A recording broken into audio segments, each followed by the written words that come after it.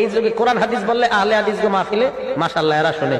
আমরা মাযহাব যারা মানি এই আমগো এক দুর্ভোগ, কপাল খারাপ। আমাদের মাহফিলগুলোতে এত মিথ্যা গল্প কাহিনী হয় আর ওইটাতে মানুষ খুব বেশি হয়। এদিক দিয়ে আমরা ব্যর্থ। এই ব্যর্থতা, এটা আমাদের ব্যর্থতা, কিছু করার নাই। আমরা হয়ে গেছি এরকম। আহলে হাদিস এক জায়গায় সফল, এদের শ্রোতারা এদের মাহফিলে যায় হাদিস কোরআন শুনতে, এদিক দিয়ে এরা সফল। যাই কোক, কিন্তু এরা এর বাইরে বলবে না সফল। আমরা এই জায়গায় ব্যর্থ। আমি এখন আপনাদের সামনে একটা গল্প শুরু করি যার কোনো অস্তিত্ব নাই।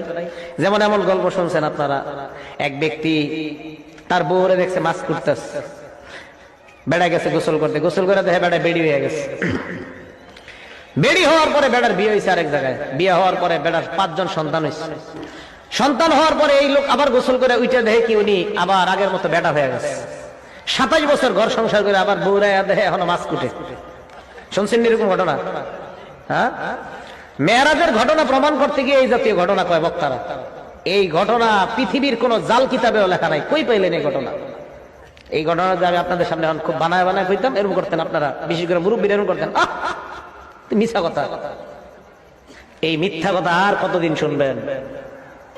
মিথ্যা কথা আর শুনেন না। আমি আপনাদের সামনে আজকে খুতবার পরে একটা দুরূদ শরীফ পড়ছি, বললাম আমার সাথে পড়েন। নামাজে যে দুরূদটা, দুরূদের কোনো আওয়াজই হয় না আপনাদের, কিন্তু যদি আমি আপনাদের সামনে পড়তাম আল্লাহুম্মা সাল্লি আলা, একটা টান দিতাম, এই মাইকের মাহফিলের আওয়াজে মানুষ এইখানে বইরা দিত, ঠিক না? আল্লাহুম্মা সাল্লি আলা বইলা টান দিলে মানুষ জায়গা দেওয়া যাইতো না, যেটা বাপ দাদার থেকে শিখছেন। আমি যে দুরূদ পাঠ করলাম, এই দুরূদ দুনিয়ার শ্রেষ্ঠ মানুষ মুহাম্মদ সাল্লাল্লাহু আলাইহি ওয়াসাল্লাম, দুনিয়ার শ্রেষ্ঠ উম্মত আবু বকর সিদ্দিককে শিখাইয়া দিয়েছে। তাহলে দুনিয়ার শ্রেষ্ঠ মানুষ, শ্রেষ্ঠ উম্মতকে যেই দুরূদ শিখাইয়া দিলেন, ওই দুরূদ আমি পাঠ করলাম। পাঠ করার কোনো আওয়াজ নাই। আর বাপ দাদার শিখানো দুরূদ যদি আমি আপনাদের সামনে পড়তাম, মাঠের মধ্যে আওয়াজে মানুষ আরো ভরপুর হয়ে যাইত। আর কতই মিথ্যার মধ্যে থাকবেন।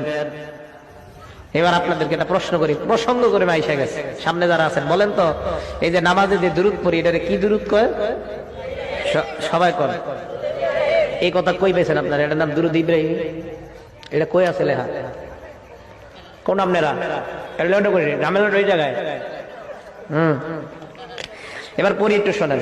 আল্লাহুম্মা সাল্লি আলা মুহাম্মাদ, নবীজির নাম কয়বার পাইলাম? একবার। ওয়া আলা আলি মুহাম্মাদ কামা সাল্লাইতা আলা ইব্রাহিম, ইব্রাহিম নবীর নাম, একবার। ওয়া আলা আলি ইব্রাহিম। তাহলে দুরূদের নাম দুরূদে মুহাম্মদি না হয়ে কেন দুরূদে ইব্রাহিম হয়ে যায়?